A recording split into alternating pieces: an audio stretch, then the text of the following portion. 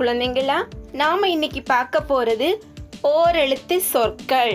ஓரெழுத்து சொற்கள் அப்படின்னா என்னன்னா, ஓரெழுத்து தனித்து நின்று பொருள் தரக்கூடியது ஓரெழுத்து சொற்கள் அப்படின்னு சொல்லுவோம். ஓரெழுத்து சொற்கள்ல என்னென்ன இருக்குன்னு பார்க்கலாம். பூ, பூ என்றால் மலர். பை, பை என்றால் பொருட்களை எடுத்து செல்லும் சாதனம். பை. கோ, கோ என்றால் நாட்டின் அரசன். கோ. கை, கை என்றால் நம் உடலில் உள்ள உறுப்பு. கரம். கை. போ, போ என்றால் கட்டளையிடும் சொல். போ. மா, மா என்றால் மாம்பழத்தை குறிக்கும் சொல்.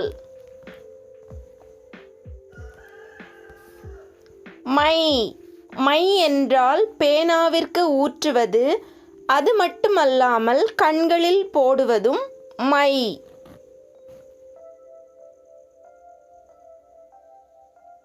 நா, நா என்றால் நாக்கு. சுவைக்கக்கூடிய ஒன்று நாக்கு. நா.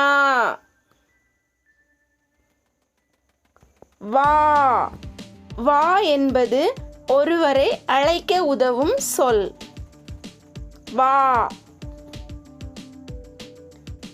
வை, வை என்பது ஒரு பொருளை எடுத்த இடத்தில் வைப்பது.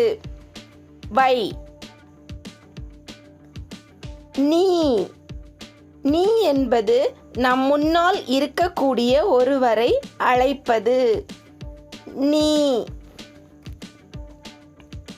ஈ, ஈ என்பது ஒரு வகை பூச்சி.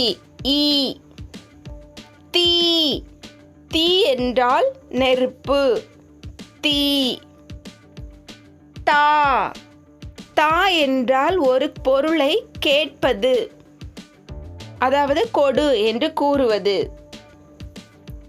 தை, தை என்றால் துணி தைப்பது, அது மட்டுமல்லாமல் தை தமிழ் மாதம், பொங்கல் கொண்டாடக்கூடிய மாதம் தை மாதம். ஆ, ஆ என்றால் பசு. ஊ, ஊ என்றால் இறைச்சி. ஏ, ஏ என்றால் அம்பு. வி, வி என்றால் பறவை. வி. யா, யா என்றால் மரம். வௌ, வௌ என்றால் கொள்ளை அடித்தல்.